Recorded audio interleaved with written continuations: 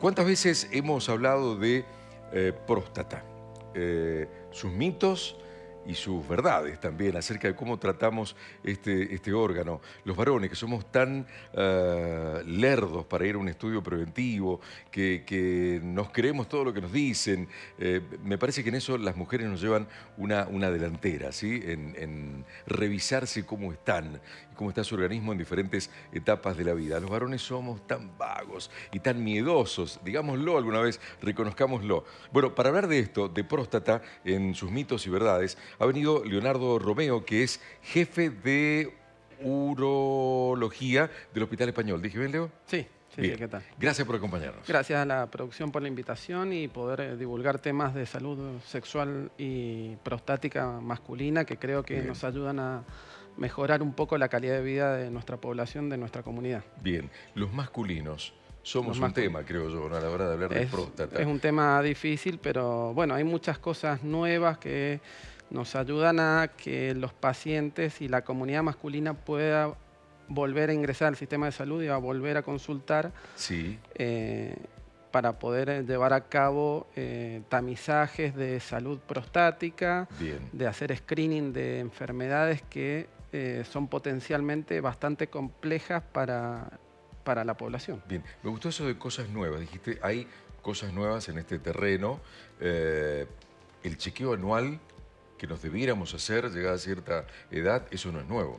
Eso no es desde hace nuevo, mucho. pero las herramientas que se han ido utilizando en años anteriores han ido Sí. mutando a algo que es mucho más accesible para los pacientes y que probablemente van a cambiar el deseo de venir a la consulta. Ajá. En años anteriores o Sí. décadas anteriores, para poder diagnosticar el cáncer de próstata, que es la enfermedad más temible de la próstata, Sí. los pacientes tenían que hacerse un análisis de sangre que se llama PSA o antígeno prostático específico. Exacto. Y ese análisis nos advierte qué paciente puede tener una enfermedad prostática maligna.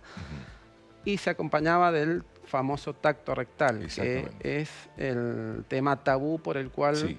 hay un porcentaje importante que a veces no va Claro, o temía claro.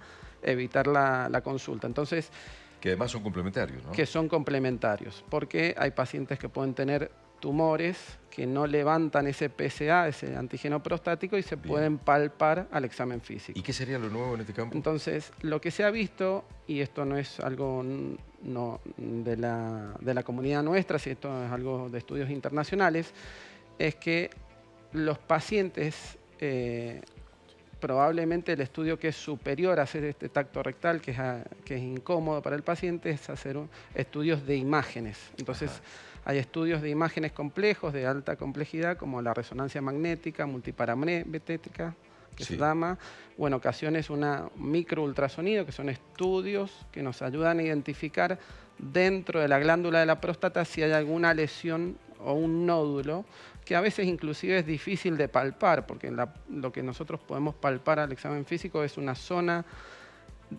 circunscripta de la próstata, pero no podemos palpar toda la glándula.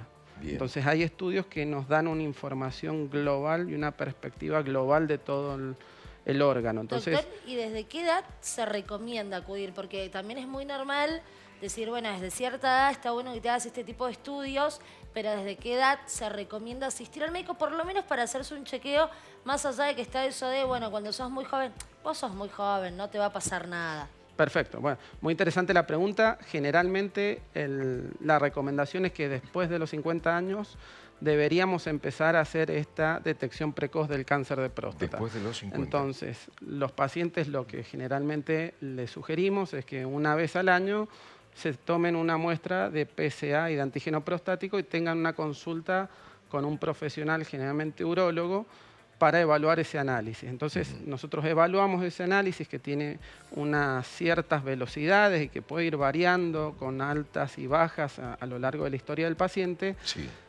Y en casos seleccionados donde hay sospecha, nosotros podemos ahí utilizar los estudios complementarios y evitar generalmente esto del tacto rectal. Quiero volverme a lo anterior porque era la novedad que estabas mencionando, junto con el análisis que mide la PSA estaría entonces ahora este estudio por imágenes Ahora que este reemplazaría el tacto rectal. Exactamente, y que la verdad que tiene mucha mayor especificidad y nos demuestra más Bien. información de la que nos daban antes. ¿Y esto ya se hace aquí en Mendoza? Esto se hace hace tiempo, pero lo que se ha visto a nivel mundial es que hay una transición de hacer tacto rectal a todo el mundo como medida de Sí, detección sí. a esta recomendación de pasar a no hacerlo, porque se ha visto que hay muchos más pacientes que pueden venir a la consulta Claro, y que encima nos da mucha más información. claro. Doctor, y en cuanto a las edades que recién preguntaba Maylén, cuando hay antecedentes en la familia, ¿esta edad se adelanta? ¿Es recomendable ir Excelente, antes? sí. Generalmente cuando tiene antecedentes familiares, Sí. hay un cierto riesgo genético a sufrir la enfermedad y un riesgo superior a la población general. Entonces se adelanta y generalmente entre los 40 y más tirando a los 45 años Sí. sería la edad de inicio de estos controles. Pregunto, también basándome en esto que acaban de preguntar Marianela y Maylén, decimos que de los 50 en adelante es conveniente hacerse, se sugiere el estudio anual o el Exacto. chequeo anual. ¿Esto no quita que antes pueda haber también casos de problemas con la próstata? Ahí la próstata es una glándula que puede sufrir 2 o 3 enfermedades. Ajá. La más temible, por un lado, es el cáncer de próstata, pero Sí. la más frecuente, por el otro, es el agrandamiento benigno de la próstata, que se llama Exactamente. hiperplasia Exacto. o que se llama adenoma de próstata, tiene diferentes denominaciones. Sí. Y esa enfermedad, que es la más prevalente en la población, puede adelantarse Puede adelantarse. generalmente. Bueno, No tanto el cáncer, pero a veces sí también la hiperplasia. Entonces, lo que invitamos un poco al paciente a la consulta en general del cáncer de próstata es, por un lado, a hacer detección precoz de la enfermedad maligna, pero Sí. también evaluar la enfermedad benigna, que es esta que estamos Ujú. nombrando, Doctor, Bien. y donde es- tienen ajá. problemas para orinar, entre otros. Entonces, Claro. esas incomodidades que a veces los pacientes no las van conociendo de a poco, Sí. las podemos ir identificando y tratando. Claro, ahí quería ir a los síntomas Sí. particularmente. ¿Es sí o sí una enfermedad silenciosa o ya pueden aparecer ciertos La- síntomas? El cáncer de próstata es una enfermedad que no tiene síntomas en sus fases tempranas hasta que cuando evoluciona y hace enfermedad y tiene un compromiso metastásico, los pacientes empieza generalmente tienen síntomas por las metástasis. Y ahí Tal ya se cual. llega tarde, Entonces, digamos. generalmente la gran mayoría de las metástasis son óseas, entonces los síntomas son de dolor o de fracturas de esas metástasis. Doctor, y recién cuando iniciábamos la charla hablaba de también enfermedades sexuales, ¿no? La importancia de que por ahí, acá sí lo traigo un poco más a los jóvenes, de que vayan al urólogo y de poder hacerse los estudios que por ahí en la mujer es un poco más normal, si se quiere, y al hombre le cuesta, lo que hacía referencia a Coco. Bueno, en general las enfermedades sexuales, lo que más vemos en esta población de personas es que tienen problemas de su sexualidad. No son enfermedades tal vez de transmisión sexual, Ajá. sino que son enfermedades de disfunción sexual, donde Ok. puede haber falta de deseo sexual en los hombres, que es muy común y es poco a veces expresada, o problemas en la erección. Bien. Entonces, Bien. cuando hacemos toda esta detección precoz y hacemos la evaluación, generalmente es un interrogatorio con poco o nulo examen físico porque no lo requerimos en la consulta, empiezan a aparecer algunas aristas y empezamos no solo a tratar la salud prostática y a hacer detección de cáncer de próstata, sino empezamos a valorar la persona y a valorar toda su salud masculina Ok. y enfocarnos en lo sexual. Y lo sexual, la verdad que es un pilar que pasa muchas veces Bien. desapercibido en la atención general de la comunidad. Leonardo, en el caso no de llegar al cáncer de próstata, sino de, por ejemplo, la hiperplasia prostática, los síntomas que debieran despertar alguna alerta y que debieran, a mucha fuerza de voluntad, empujar al paciente a que vaya a hacerse el control, ¿cuáles son? Generalmente la hiperplasia o este agrandamiento lo que Sí. produce es una dificultad para que la vejiga pueda vaciar bien todo el contenido cuando el paciente va a orinar. Sí. Entonces lo primero que el paciente siente es que la salida de orina o el chorro miccional Sí. es cada vez más fino o con mayor dificultad.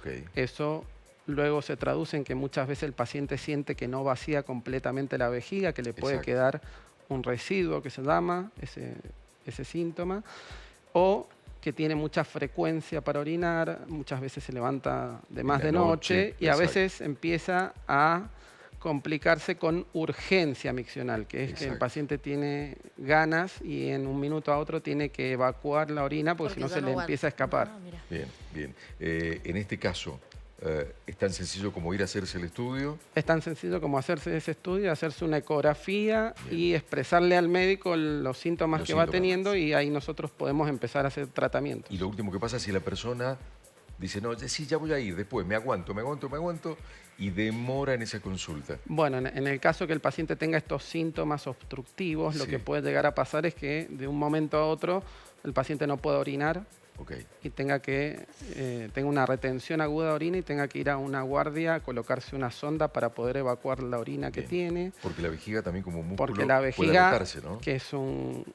músculo, que es un globo, llega un momento que no puede evacuar el contenido que tiene y se bloquea. Entonces el paciente puede tener 2 litros de orina dentro de la vejiga y un dolor riesgo. importante y tiene que ir de urgencias Bien. a un hospital. Y Bien. después hay algunas otras complicaciones más devastadoras de no poder evacuar toda la orina. Entonces empieza a Exacto. sufrir primero la vejiga y después puede sufrir el riñón, que es los 2 riñones, que son los órganos más importantes que tenemos en nuestro sistema. Bien. Leonardo Romeo, ha sido de muchísima ayuda esta charla. Gracias. Bueno, muchas gracias Y por la saludos a todo el invitación. equipo, enorme equipo del Hospital Muchas Español, gracias. Gracias.